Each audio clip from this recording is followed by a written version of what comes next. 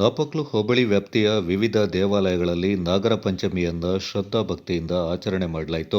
ನಾಪಕ್ಲು ಸಮೀಪದ ಕಕ್ಕಬ್ಬೆಯ ಪಾಡಿ ಇಗ್ಗುತಪ್ಪ ದೇವಾಲಯದಲ್ಲಿ, ಪಾಲೂರಿನ ಮಹಾಲಿಂಗೇಶ್ವರ ದೇವಾಲಯದಲ್ಲಿ, ಬಲ್ಲಮಾವಟಿಯ ಭಗವತಿ ದೇವಾಲಯದಲ್ಲಿ ಭಕ್ತರು ಶ್ರದ್ಧಾಭಕ್ತಿಯಿಂದ ನಾಗನಿಗೆ ಪೂಜೆಯನ್ನು ಸಲ್ಲಿಸಿದರು.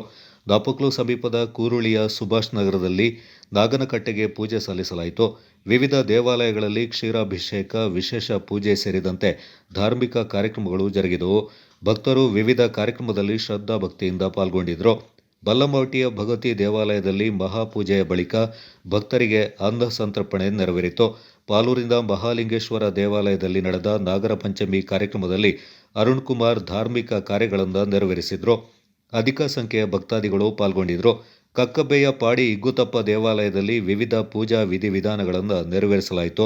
ಅರ್ಚಕ ಜಗದೀಶ್ ಪೂಜೆಯನ್ನು ನೆರವೇರಿಸಿದರು.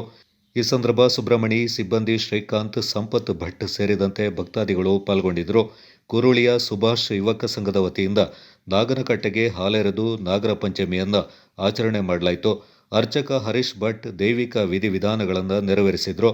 ಸುಭಾಷ್ ಯುವಕ ಸಂಘದ ಅಧ್ಯಕ್ಷ ಕೃಷ್ಣಪ್ಪ ಪಿಆರ್, ನಾಗರ ಪಂಚಮಿ ಉತ್ಸವ ಸಮಿತಿ ಅಧ್ಯಕ್ಷ ಲೋಕೇಶ್, ಖಜಾಂಚಿ ಜೀವನ್, ಪದಾಧಿಕಾರಿಗಳು, ಸದಸ್ಯರು, ಭಕ್ತಾದಿಗಳು ಪಾಲ್ಗೊಂಡಿದ್ದರು.